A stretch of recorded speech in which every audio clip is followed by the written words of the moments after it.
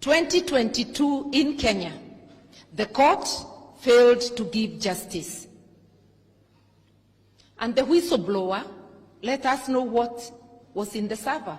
We are therefore saying, do not ask us whether the whistleblower is accurate.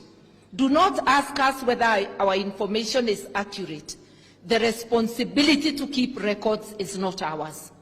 It belongs to a body we pay called the IEBC. Open the servers and the truth will be known once and for all. If we do not open these servers, we shall be again sweeping the dirt under the carpet, and one day this nation will explode.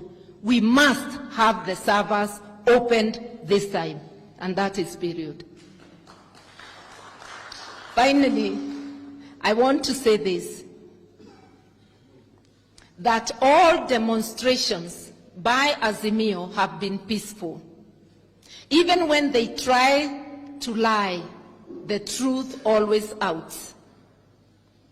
They lied in pictures about the past demonstration, but the nation, and I want to thank the NTV group, the nation was able to uncover those lies by reminding us that these were pictures taken from before. Some were not even Kenyan.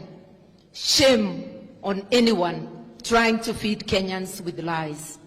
And even that apology by the DCI was not sincere, because the behavior of sections of the police has continued to be the same. Recently, a police officer died from injuries during a demonstration in Kisumu. What did they say? That the officer was killed by Azimio demonstrators, only for information to leak that he was run over by a police vehicle, and up to this day, we do not know whether they ever stopped to take him to hospital or whether he was taken much later.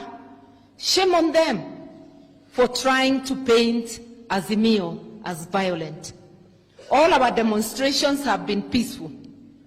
Hell breaks loose only when police throw tear gas and shoot us with live bullets. We want to say, you can have the might of guns. We shall arm ourselves with the might of the masses. It's gun power versus people power. It is the smoke of whatever chemicals they throw at us, tear gas versus people power and people resilience. Recently, in Tharaka Nithi, Chuka, they killed the Boda Boda chairman. It was not an Azimio demonstration. But because they had given instructions that all demonstrations are outlawed, it's as though they changed the constitution in their dreams. They used the same force they were using on Azimio on the residents of Tharaka Nithi who are demonstrating, resulting in 2 deaths. I want to appeal to our police, and I know a majority of them are professional. For the few wayward ones, stop using excessive force on fellow citizens. Stop obeying illegal orders. Treat citizens the way you treat your employer. They are the people paying you. So finally,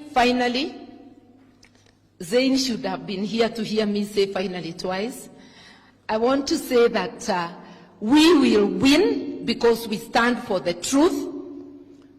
Hata hatujipigi kifua kusema ati tuko na results. Hizi ndizo results. Tunasema fungua server which will separate wheat from chaff. We realize the nation belongs to us all. And for those calling us names, please don't turn our country to nchi ya wakosa adabu. Refer to people in a proper way. Show maturity and leadership, not immaturity and conmanship. Let the people go. Let Kenyans go from the clutches of evil, from the clutches of injustice and let the social justice that is being demanded here today thrive. My sister Caroline, I wouldn't worry about Kanchori's book because he is giving his truth as he sees it. One may dispute a section or another, but there is no doubt that the young man is Azimio blood and that he did his work when he was sent to do. Let us allow open debate on issues, even when some of you do not agree 100% with what people say. Without much ado, allow me to call our leader, His Excellency Raila Amolo Odinga. Thank you.